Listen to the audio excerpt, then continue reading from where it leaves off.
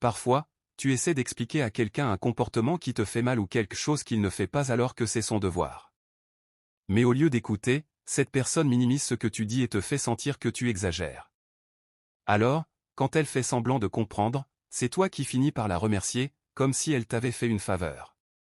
Mais en réalité, rien ne change. Tu ne peux jamais aller jusqu'au bout de ce que tu voulais dire. Et surtout, elle ne promet jamais de faire mieux. Le comportement continue. Et si tu veux en reparler, elle te répond « On en a déjà parlé, je fais des efforts ». Alors tu te fatigues, tu te tais, et tu vis avec ta frustration. C'est ce qu'on appelle du gaslighting.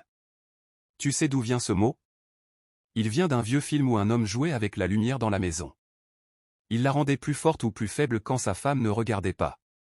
Et quand elle lui disait que la lumière avait changé, il lui répondait « Non, tu te fais des idées ». À force, la femme a commencé à douter d'elle-même et à croire qu'elle devenait folle. C'est ça, le gaslighting, faire croire à quelqu'un que ce qu'il voit ou ressent n'est pas vrai, jusqu'à ce qu'il doute de lui-même. Il y a aussi une autre façon de faire mal mentalement, changer de sujet ou détourner la conversation. Par exemple, tu veux parler d'un problème sérieux, mais l'autre te dit « Pas maintenant, c'est le matin. Tu parles mal, je ne t'écoute pas. C'est mon anniversaire, tu veux gâcher ma journée? C'est dimanche, je veux me reposer. » À force, tu hésites à reparler du problème. Tu cherches le bon moment, mais ce moment n'arrive jamais.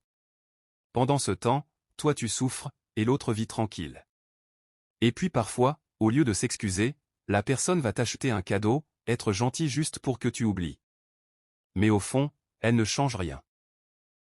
Si tu acceptes ce petit geste sans qu'il y ait de vrai changement, tu risques de rester enfermé dans un cycle de souffrance. Toutes les formes de violence ne font pas de bruit. Ne te laisse pas faire juste parce qu'on ne te frappe pas ou qu'on ne casse pas quelque chose. La manipulation mentale peut te détruire petit à petit. Et parfois, on n'en sort jamais. Nanis JR Copyright. Tu as aimé ce contenu? Il y en a encore d'autres qui vont t'ouvrir les yeux. Abonne-toi.